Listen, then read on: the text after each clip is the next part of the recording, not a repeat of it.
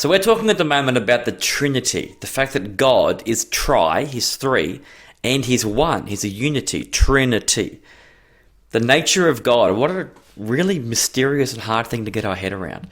What are the roles of the Father? What are the roles of the Son? And what are the roles of the Holy Spirit? And how does that affect our daily life? If you're a Christian or you're not a Christian and you're wondering, how do I get to know God? How do I get to know each of the persons of God? Today is the Holy Spirit. Francis Chan calls the Holy Spirit the forgotten God. It's the person of God who we find it maybe the most difficult to interact with, to know how to communicate with, to actually have a relationship with, because it's hard to know what is the Holy Spirit's role. The Holy Spirit in the Bible is not described like a father or like a human, like Jesus, like the Son. The Holy Spirit is described like a wind, or a dove, or sometimes like an energy or a force, or sometimes like a friend that's actually going to come close to us. It's hard to know how to interact with the Holy Spirit. So we're going to look at a verse today just from Jesus himself. What does Jesus say the role of the Holy Spirit in our lives actually is? This is in John 16, which is called the upper room chat, where Jesus is talking to his best friends right before he's about to die about what their lives are going to look like. And here's what it says, John 16, verse 13. But when he, the Spirit of truth, comes. So this is Jesus. This shows the Trinity. Jesus talking about another person of God. He will guide you into all the truth. He will not speak on his own. He will speak only what he hears, and he will tell you what is yet to come. And he will glorify me, because it is from me that he will receive what he will make known to you. All that belongs to the Father, now we've got a third person in this, Jesus talking about the Spirit. Now he says about the Father is mine. That is why I said the Spirit will receive from me what he will make known to you. There's two roles of the Holy Spirit Jesus makes so clear right now in this passage. The first is probably his most important job. The Spirit's job, and Jesus says this, is to glorify me, to glorify Jesus.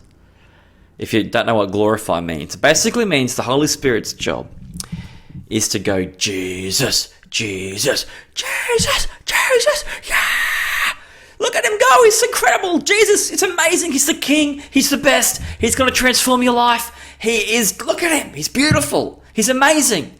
It's the Holy Spirit's job to just go on and on and on about Jesus, which gives me great comfort, because I know that's my job too. At our church, at Lifepoint, we have a mission statement that says we want to make Jesus known in our region. And sometimes I worry, I'm not doing a very good job of that. And sometimes I worry, even our fantastic church isn't actually doing a great job of that sometimes. And I'm like, oh. And then I realize it's okay, because the Spirit's doing an incredible job. He's killing it. He's so good at glorifying the Son, because it is his job, and he is God himself. Remember, each member of the Trinity is fully God. They're not like by our powers combined we become God. They are each God, the Father, Son, and the Holy Spirit. The Spirit's role is to glorify Jesus. So if you're thinking to yourself, man, I'm struggling right now, and I don't think I'm a good witness. The good news is, all you need to do is ask and say, Holy Spirit, if you're a Christian, it's living in you, Holy Spirit, could you just glorify Jesus in me? Because that's his job. Okay, second role in this passage of the Holy Spirit, and this is really important. I think it's actually really important in the day and age that we are living in right now. It says the Spirit's job is to guide you in all the truth about what is yet to come.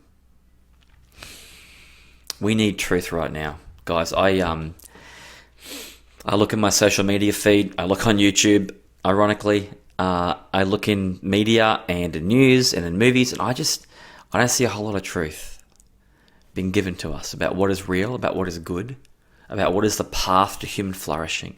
I just hear so many voices crying out, and to be honest, I can see what it's doing to our culture. We have a fragmented culture that is lacking in hope and lacking in a sense of excitement about the future. I talk to so many young people that have their whole lives ahead of them. And I say, hey, what's ahead for you? And I just see despondency and despair. And sometimes not even those, just like apathy. Just like no excitement for the future. It's like, yeah, I don't know how it's going to go.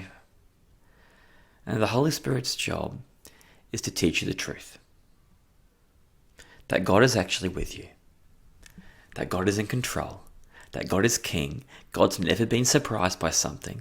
He knows what's going on, and he knows you personally, and he has got a plan for you. He's got a plan for you in all of eternity.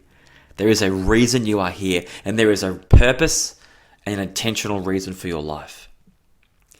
And if you're not feeling that right now, and I reckon many people listening to this right now, you're not feeling that, all you need to do again is ask the Holy Spirit to do his job. Okay? Every other religion and worldview says it's up to you. Like, just get better. Like, pray more, or be a better person, or think more, or do more good things.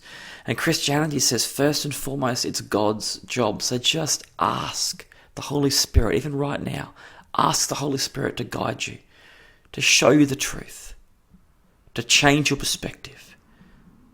And it'll happen in a moment, and it'll happen as a process over a long period of time as you walk with the Spirit. So my prayer for you, anyone listening, is that the Holy Spirit might guide you and teach you what is yet to come. Because he, and I've experienced this in my own life, he's really good at that. Thanks for listening.